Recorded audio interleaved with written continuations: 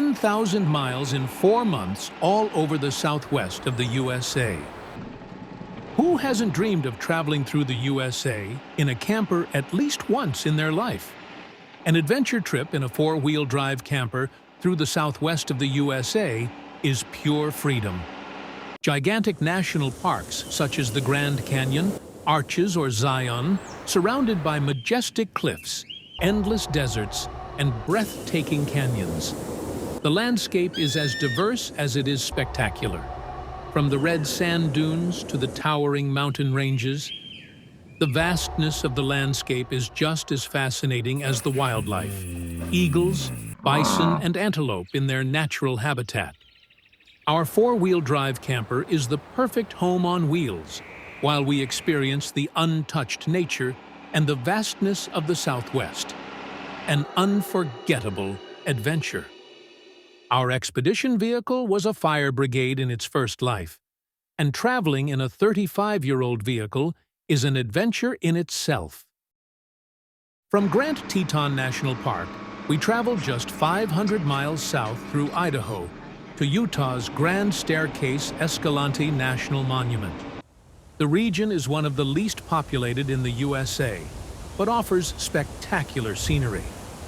It had been raining heavily for several days, and it was questionable whether we would even be able to drive the dirt roads without getting stuck. Contrary to expectations, the dirt road to the Little Grand Canyon was well passable despite all the rain, and in excellent condition. If that doesn't blow your shoes off, then you're beyond help, right? We thought the place was so fantastic that we stayed 2 nights.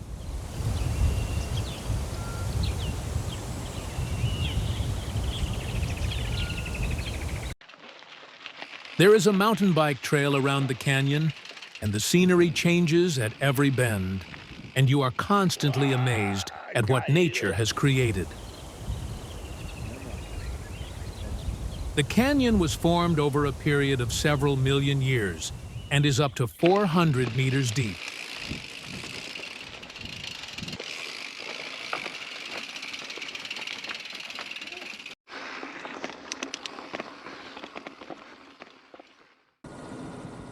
So cool. So cool. I can't stop taking photos here. You can actually drive through parts of the canyon on a well-prepared track.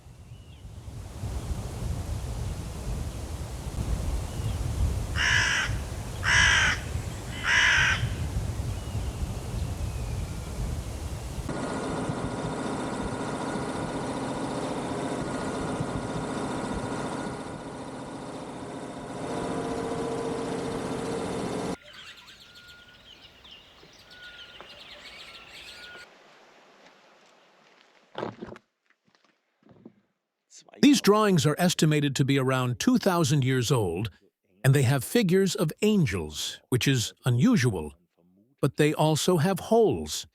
It is assumed that they may have been killed.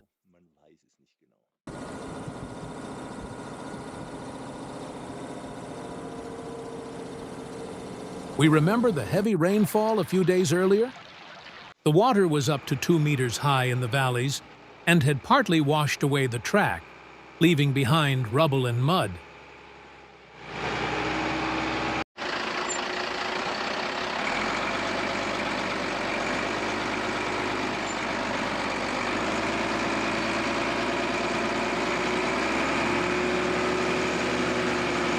That was the moment when we got stuck despite the 4-wheel drive. With the help of the center and rear differential lock, we just about managed to get out of the muddy field.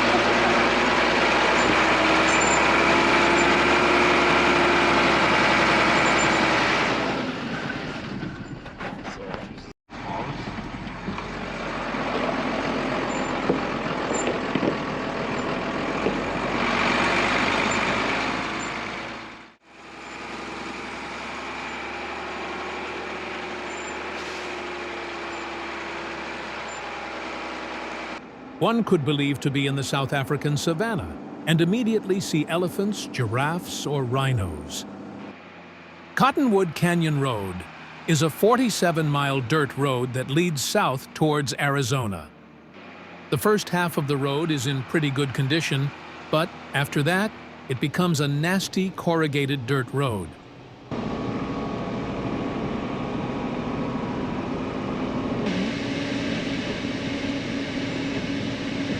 A small detour leads to Grosvenor Arch, our first arch in the USA. We spent the night north of Lake Powell in the desert. After a hot night in the desert, we are greeted by a thunderstorm as we set off. Let's get out of here before the river valleys fill up with water and we get stuck.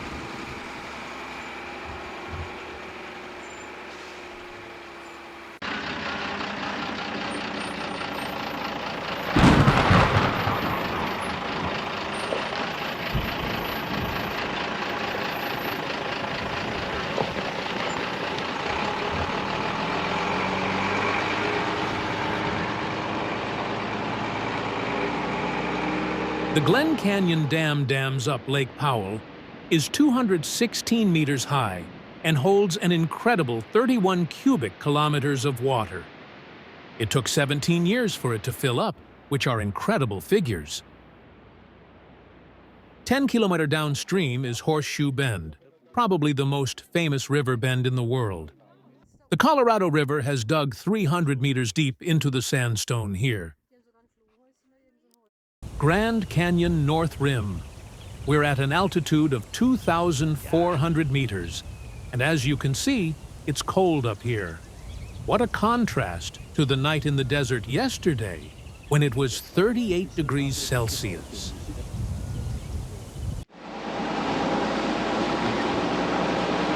Overnight stays in the national park outside the official campgrounds are prohibited. After a bit of searching, we found this legendary campsite in the national forest, where it is legal to stay overnight, and it is only a few kilometers outside the national park, at the end of a muddy track. Looking out of the window, the view is almost vertical. We are right on the edge of the Grand Canyon.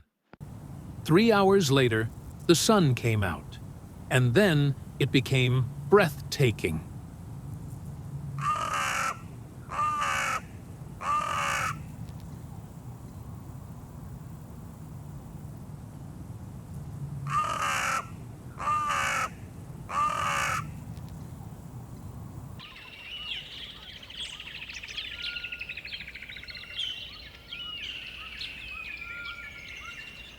The jingle is the bear bell we bought, and in 3 weeks we haven't seen a bear, and probably never will see a bear.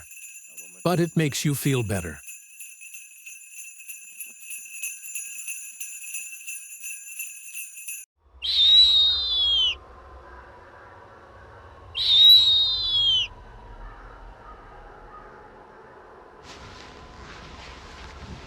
I've already driven one of these in Iceland, and you can guess what's happening now? My God, do I always look so hot? Yeah. It's almost unstoppable. Woo!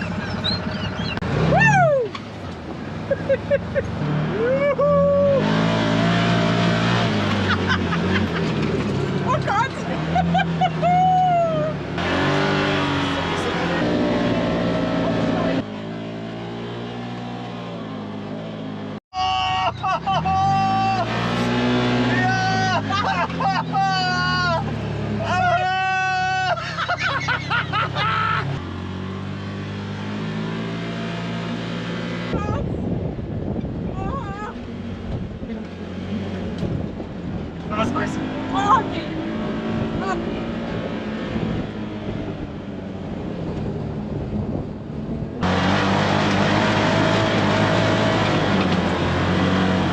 As you can see, we had so much fun that we could have gone on for hours. Slot canyons are some of the greatest natural wonders in the USA, and the most famous is Antelope Canyon in Arizona. A tip from our tour guide led us to Red Hollow Canyon. Exploring slot canyons can quickly become challenging and even dangerous, and you should never do it alone.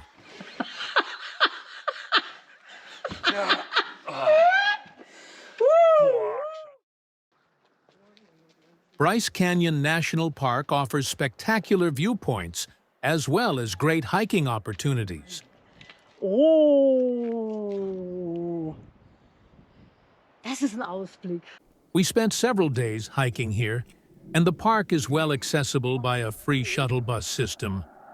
The biggest attraction is the amphitheater, an incredible sandstone formation that we really wanted to visit. But it started raining heavily that day of all days. The path into the canyon quickly becomes slippery and dangerous, and is then closed.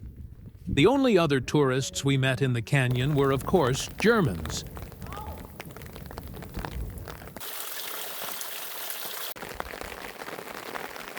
Several days of continuous rain were predicted, so we took the opportunity to move further west towards California. It's nice to change drivers on long stretches, and Annette also has a truck driver's license. She likes to drive fast, but that's no problem thanks to the low price of diesel in the USA. We spent the night south of Death Valley in the desert and set off at sunrise, as the summer temperatures can reach over 50 degrees Celsius.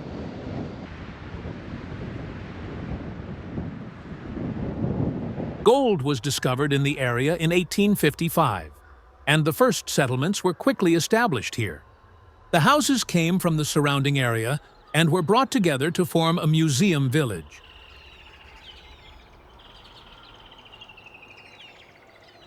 We desperately wanted to see sequoias, and the first opportunity to do so was in the Sequoia National Forest. The Trail of 100 Giants is located in the Sierra Nevada, in California, at an altitude of over 2,000 meters. The oldest tree here is estimated to be 1,500 years old, is over 70 meters high, and has a trunk diameter of 7 meters. The first settlers used the wood for garden fences and roof shingles. Today, the trees are, of course, strictly protected. Photographing the sequoias is somehow impossible. The size doesn't come across properly.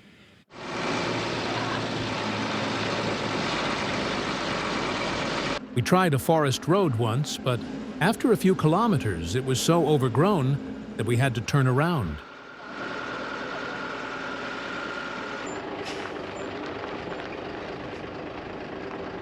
Stop!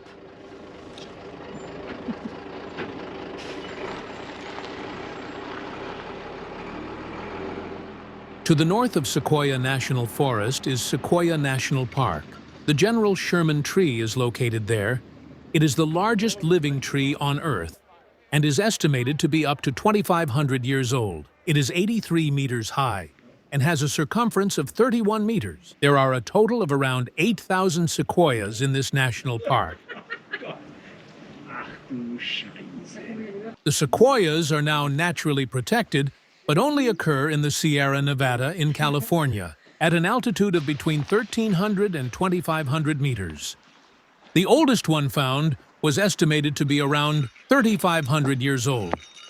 Sequoia National Park is black bear country, and there are warnings about bears everywhere.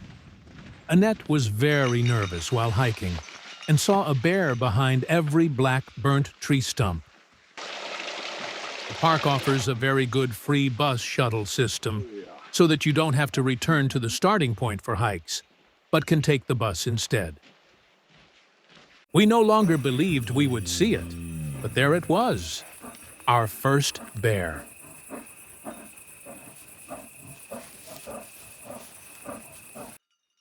I was making fun of myself the whole time because the probability of meeting a bear is actually low. And now you're walking through chest-high bushes, and the bear wasn't interested in the bell at all.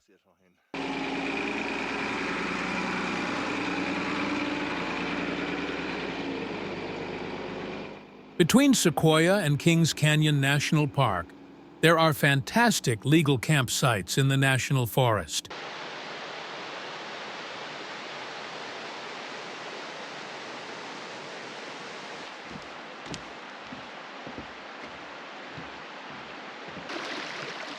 There it is, the Pacific. After 10,000 kilometers that we have driven in the last 6 weeks, we reached the Pacific Ocean near Santa Cruz. The temperatures in the inland were well over 30 degrees Celsius, but when the cold sea hits the coast, coastal fog forms and it gets pretty cold.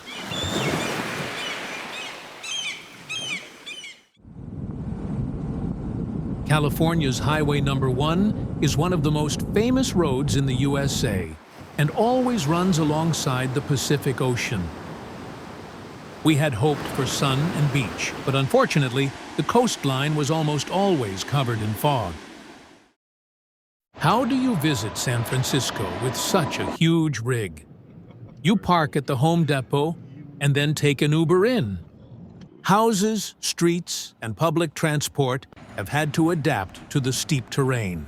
The Cable Car Museum is a living museum. The 3 active cable car lines are still operated, and the trains are maintained here. For each line, a cable is permanently pulled under the road at around 15 kilometers per hour. The cable cars clamp themselves to the cable with a clutch when required. A clutch only lasts about 3 days due to wear and tear. The cable only lasts a few weeks, so the operation of the cable car is accordingly expensive. Right next to the Cable Car Museum is Chinatown, the oldest Chinatown in North America, and one of the largest outside Asia.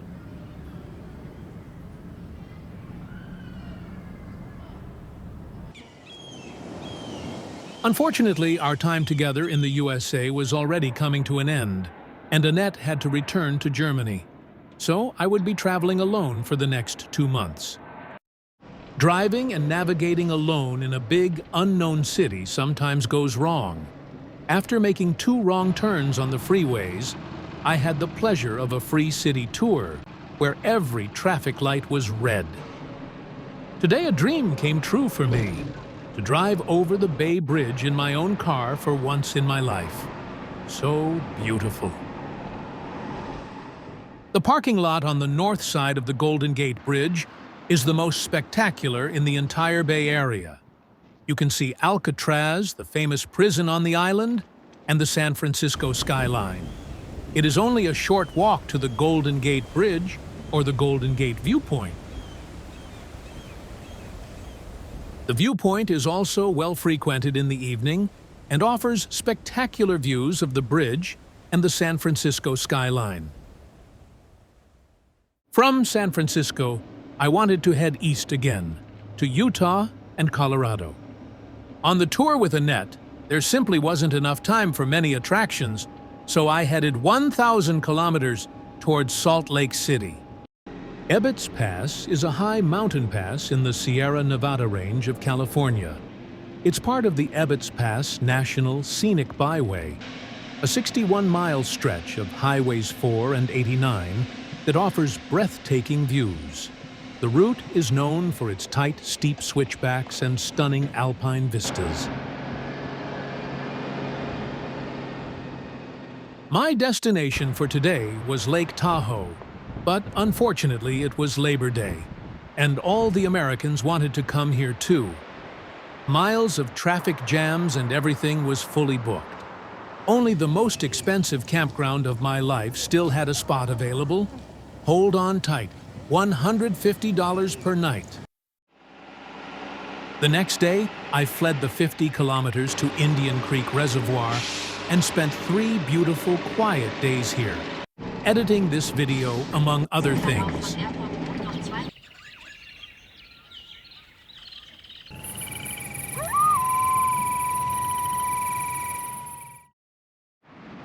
After 3 relaxing, quiet days, it was time to move on. Some say that Highway 50 in Nevada is the loneliest road in the USA. 200 miles further east, in the middle of the Nevada desert, was my destination for the day. Spencer Hot Springs, at the end of another long, dusty, lonely dirt road.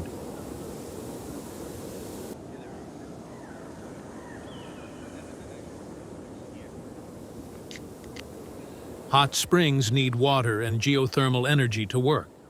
How water gets into the flat desert here is a mystery. Anyway, I had a great evening with beer and other overlanders and wild donkeys at the hot pot. A day's drive further east are the salt flats that gave Salt Lake City its name. Every petrolhead knows the Bonneville Salt Flats. In summer, the salt flats are drivable and so smooth that various speed records have been set here. Anyone who has so much salt on their doorstep naturally also profits from it commercially. Access roads to the salt fields are therefore not so easy to find.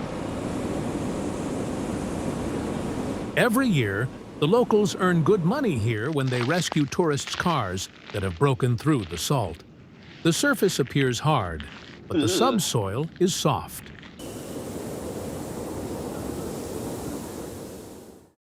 After 2 months, lots of dirt roads and thousands of kilometers on the road, it was time to give the camper a body treatment.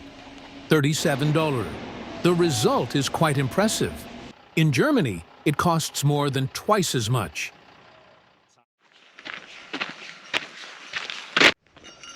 "250 kilometers east of Salt Lake City is the Dinosaur National Monument. The pictures I had seen while preparing my trip made it clear that I had to go here. I couldn't miss it. What a scenery!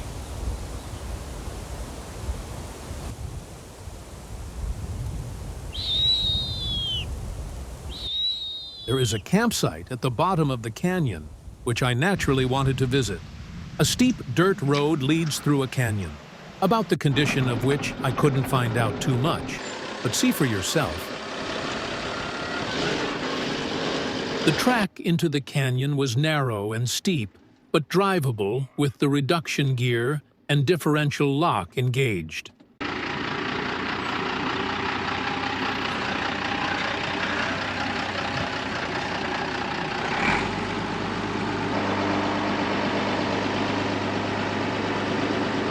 Driving into a canyon with a vehicle almost 4 meters high has a certain thrill.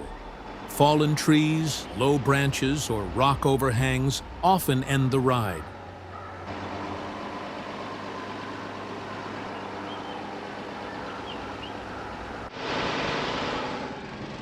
At the end of the canyon is an abandoned ranch, the Real Chew Ranch.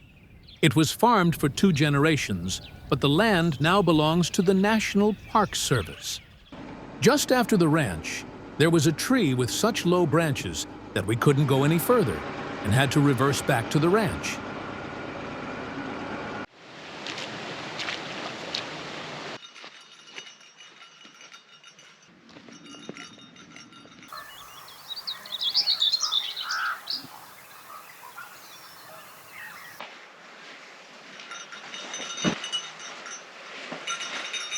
After an hour's hike, I finally reached the Green River.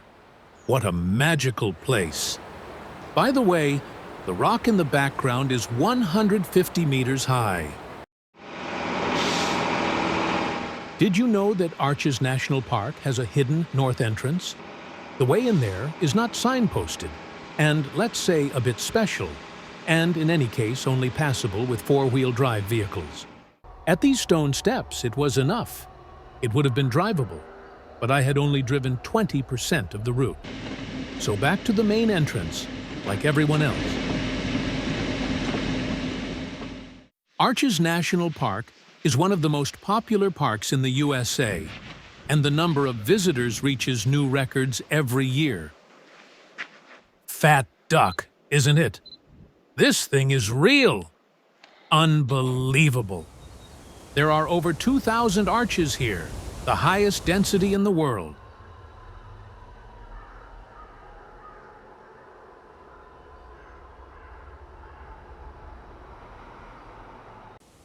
Incidentally, the most beautiful sunset can be experienced at Double Arch. What was the most beautiful arch in the national park? It's hard to say, but I found my absolute favorite on a hike outside the national park. The Morning Glory Arch is absolutely incredible, isn't it? Moab, Utah, is an outdoor enthusiast's paradise, famous for Jeep, ATV, and mountain bike tours. I had booked a bike shuttle to ride one of the most famous single trails in the world, the Whole Enchilada Trail. The bike shuttle drives up to a 3,200-meter high pass. Then you pedal up to 3,600 meters. And then it's a very rough 2,000 meters and 40-kilometer downhill. Because of the desert climate, it is recommended that you take 4 liters of water with you. Only about 25% of the riders who start at the top arrive at the bottom of the Colorado River. Breakdowns, falls, or exhaustion take their toll.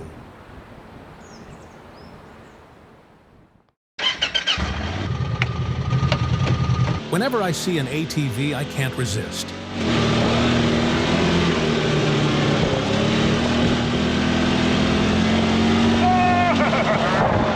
Moab has probably the most famous off-road course in the USA.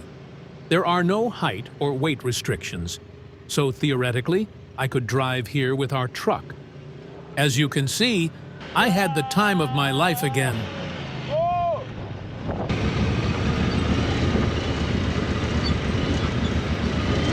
Oh, dude, that's steep!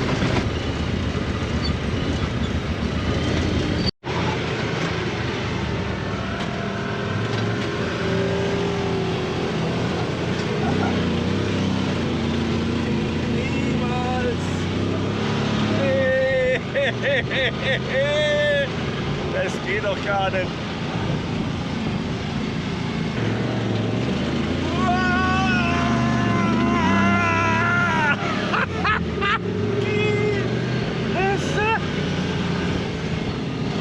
According to the tour guide, this passage is known for severed limbs and totally destroyed vehicles.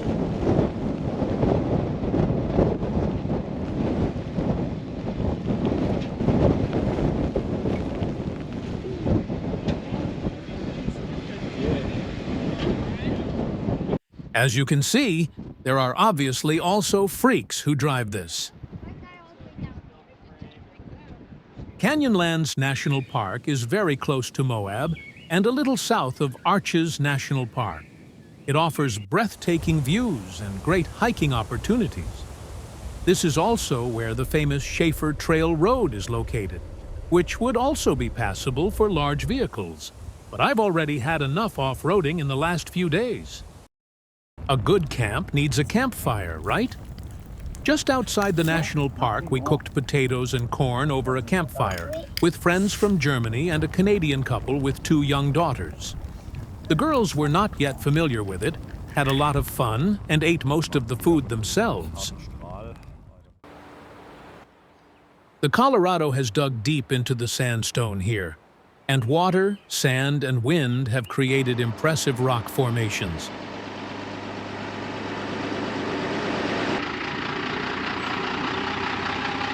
These colorful water surfaces are the result of potash production.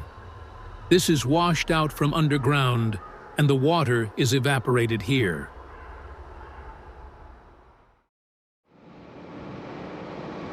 On my trip through the southwest of the USA, it is now the end of September, and Indian summer is at its best on the high mountain passes in the Rocky Mountains. And wild animals again and again. A herd of deer at breakfast in the morning and a bear crossing the road at lunchtime. Simply amazing. Mesa Verde National Park with its cliff dwellings was at the top of my bucket list. It is located in the very south of Colorado, on a plateau at an altitude of over 2,000 meters. The plateau was inhabited for around 800 years, with houses and fields at the top of the plateau for around 700 years. The cliff dwellings were only built in the last 100 years of settlement. Some of the larger cliff dwellings can be visited with a guide. The largest settlement is Cliff Palace, but the most spectacular visit you can make here is the Balcony House. You have to climb up an unsecured ladder 10 meters high, not for people with a fear of heights. Only look forwards, not down.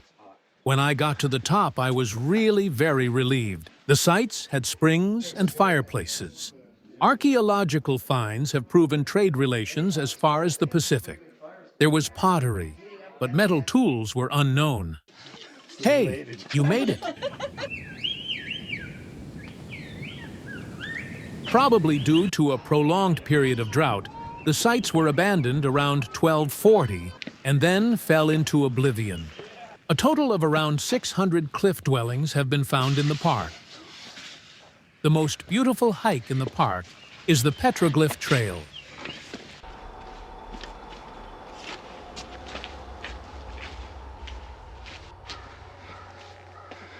Here is the proof. Our ancestors also had 5 fingers on their hands. Thank goodness. We were looking for an alternative to the overcrowded Antelope Canyon with friends from Germany. Buckskin Gulch is still quite unknown and is located at the end of a passable dirt road about 50 miles from Antelope Canyon.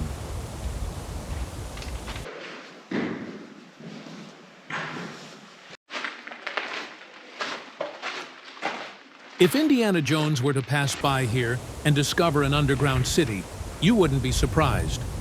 In total, you can hike Buckskin Gulch for about 4 days, but you will need the appropriate equipment, water shoes, and poles. For us, this was the end of the trail.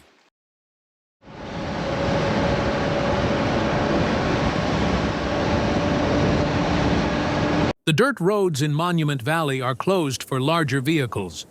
But, as an off-road alternative, there is the Valley of the Gods nearby, where you can have fun and even camp legally.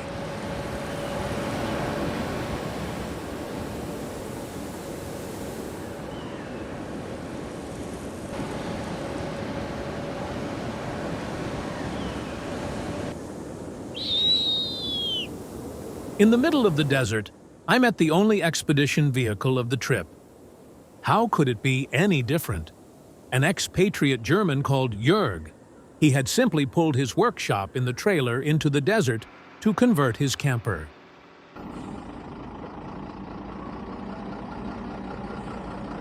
The dirt road through the Valley of the Gods is about 25 kilometers long. You don't necessarily need a 4-wheel drive vehicle, but you definitely need a lot of ground clearance. The scenery became more and more spectacular, so imagine the real Wild West with John Wayne leading a settler trek through Indian territory. I actually wanted to drive further that day, but I couldn't resist this great campsite.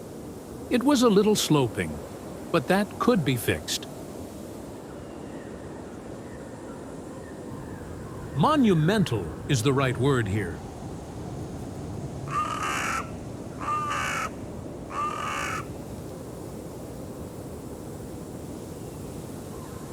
The area is extremely underpopulated, and while looking for a supermarket, I stumbled across an open-air museum. The Bluff Fort Museum tells the incredible story of 70 families who took half a year to travel the 250 miles to get here in 1870. The terrain was so difficult that the wagons had to be partially dismantled and roped down before they could finally settle here. It's super lovingly made here, and there is text in 5 languages that can be read to you. It's great.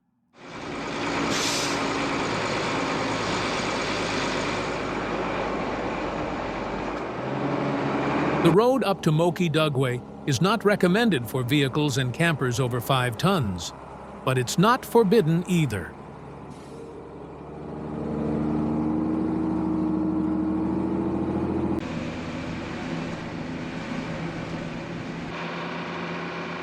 Not far away, I found perhaps the most beautiful place to spend the night of the trip, at Muley Point. A view over Monument Valley, right on the edge of a canyon carved out by the San Juan River, which flows 700 meters below. Breathtaking sunsets, starry nights, and only the wind and a few coyotes howling in the distance. If I ever travel to the USA again, I'll come back here.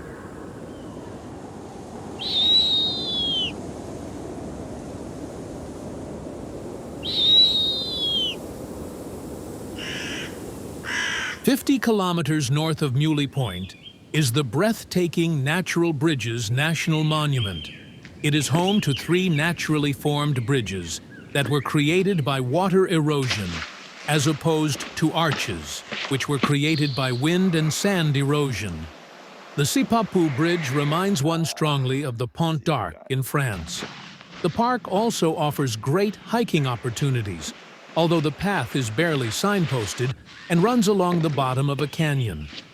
Instead of bears, as in the other parks, there are strong warnings about rattlesnakes. The path leads through grass and bushes, which is scary, but I had read that you have 2 days to inject the antivenom after a snake bite. The Kachina Bridge just blows your shoes off, doesn't it? The only river crossing on the entire trip took me deep into the Utah desert. The river crossing is safe when the water level is low, and nothing like the river crossings in Iceland last year, which were up to 1 meter deep. The Cathedral Valley Loop is a popular off-road route near Capitol Reef National Park. Unfortunately, I couldn't find out what purpose the old truck once served here in the middle of the desert. The trailer certainly looks like an old conveyor belt.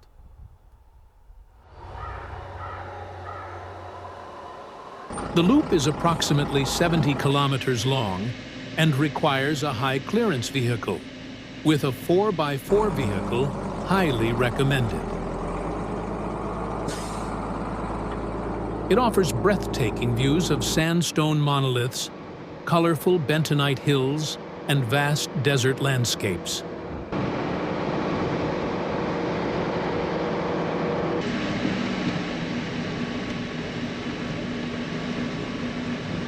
At the time of the dinosaurs, the area was dotted with ponds and small lakes. The deposits from back then can be seen today in the different colors of the rock.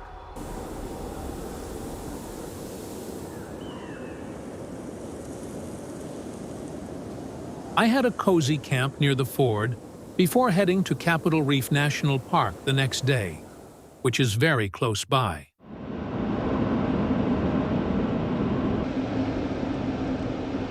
At the entrance to Capitol Reef National Park, there is a former Mormon settlement.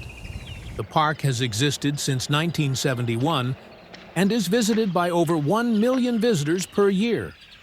During my visit, the road into the park was unfortunately being resurfaced, so that only the front part of the park could be visited. The hike into Moab Canyon and to the Fruita Overlook is one of the most popular hikes in the park.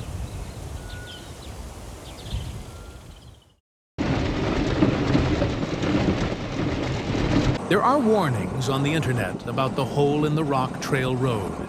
It's not difficult to ride, but it's a washboard of the worst kind. When I could no longer stand the shaking and the noise, I reduced the tire pressure from 7 to 3 bar, but it didn't get much better. I still hadn't had enough of slot canyons, and after several hours on the Rumble Road, I reached the 2 most spectacular slot canyons of the entire trip: Peekaboo and Spooky Slot Canyon. The entrance alone is 4 meters high, with no ladder or handholds. For safety reasons, you shouldn't hike alone in slot canyons, but there were still hikers in front of and behind me. The arches and the incoming sunlight make Peekaboo Slot Canyon incredibly impressive. The trail through the 2 slot canyons is one way. A few hundred meters further on, you enter Spooky Slot Canyon, which is so narrow that there's a frame at the trailhead, and you're not allowed into the canyon if you can't fit through.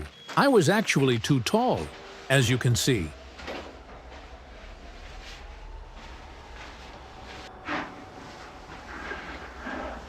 Luckily, there were two others here, so we looked for the path together. But alone? Oh dear! That's why it's called Spooky Canyon. The tightest part is actually right at the end, and I had to blow the air out of my lungs to get through it all.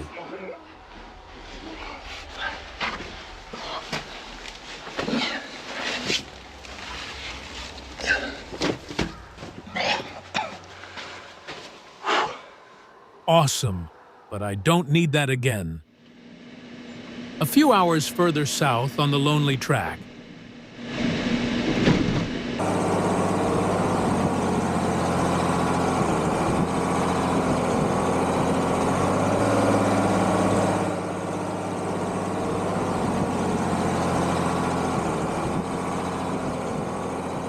a hike in Coyote Gulch Canyon is breathtaking, but it's actually a multi-day hike, so I didn't want to do it alone. The area is completely deserted. 100 kilometers from the nearest town. No help, no water. It's a little scary. Anywhere else in the world, this landscape would be a national park. It takes your shoes off. One day, I'll come back to hike through Coyote Gulch with a net. Hiking in the desert is very strenuous. Over 30 degrees Celsius and lots of sand, so I set off very early. Unfortunately, there was water in Tunnel Slot Canyon, and I didn't know how deep it was. Turning around was not an option, but at least I could see the exit. Thank goodness there was a stick leaning against the wall that I could use to test the depth of the water. It was almost up to my crotch. A dead frog was swimming in the middle, and the ground was muddy. Very disgusting.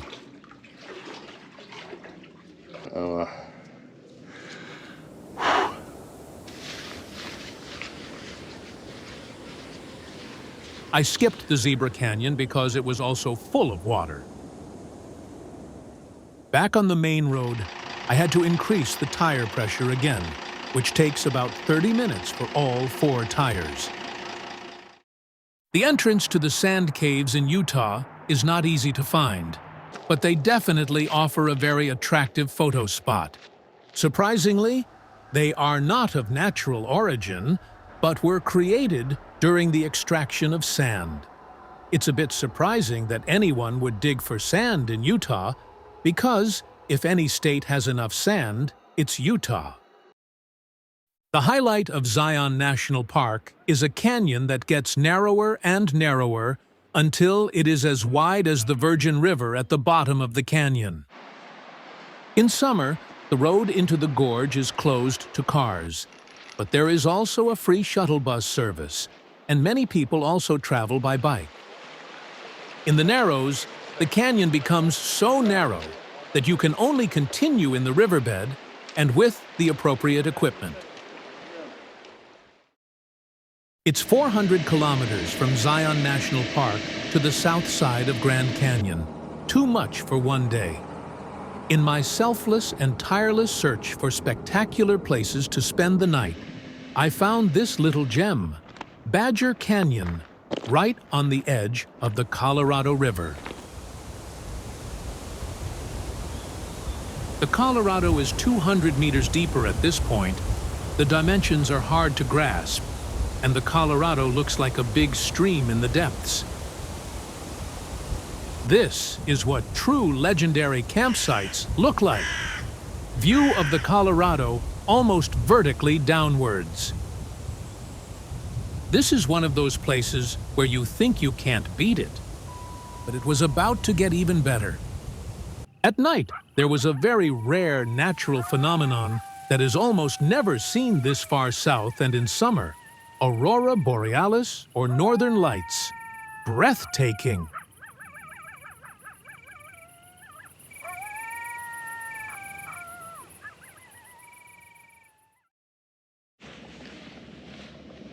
The south side of the Grand Canyon was high on my bucket list.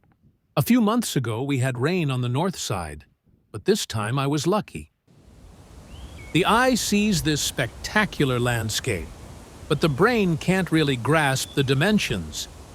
At its widest point, the canyon is up to 30 kilometers wide, and the Colorado has carved itself 1,500 meters deep here, which took 5 to 6 million years. Once again, there were no free campsites in the national park, but the Kaibab National Forest is right next door, and there are great overnight spots in there. This is the Rim Trail to the west, very pleasant to drive. The road is closed to public traffic, and a shuttle bus only comes by every quarter of an hour. Otherwise, you have the road to yourself and can enjoy every viewpoint.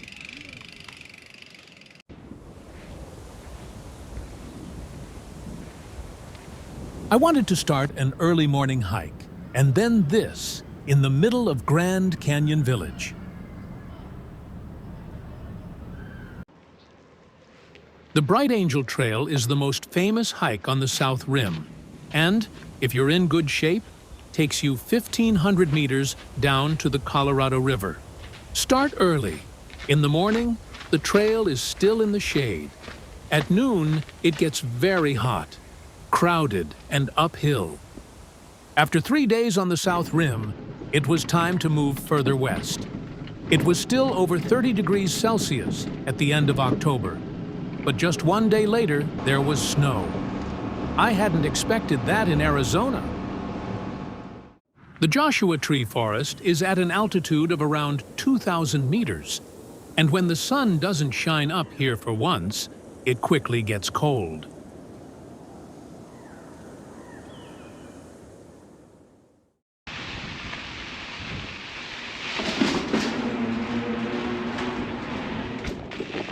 Oh, geil.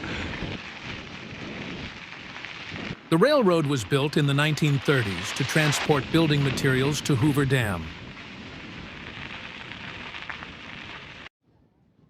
Cycling over the Hoover Dam on your own bike once in your life? Great! The Hoover Dam was built from 1931 to 1935 and dams the Colorado River to Lake Mead. Up to 35 cubic kilometers of water are dammed in Lake Mead, making it the largest reservoir in the USA. The most beautiful ghost town in the USA is located 35 miles south of the Hoover Dam and was built around the El Dorado mine, the richest gold mine in Nevada at the time. Although gold has not been mined here for a long time, the ensemble of old houses and vehicles attracts hordes of photographers every year. The dry air preserves the exhibits, and the location is also rented out for parties and weddings.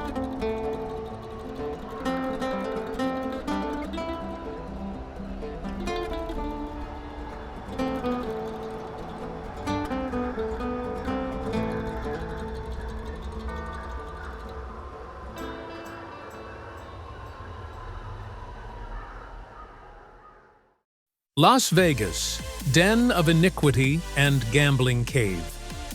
Freeman Street is covered with an LED canopy. There are light shows and live music around the clock.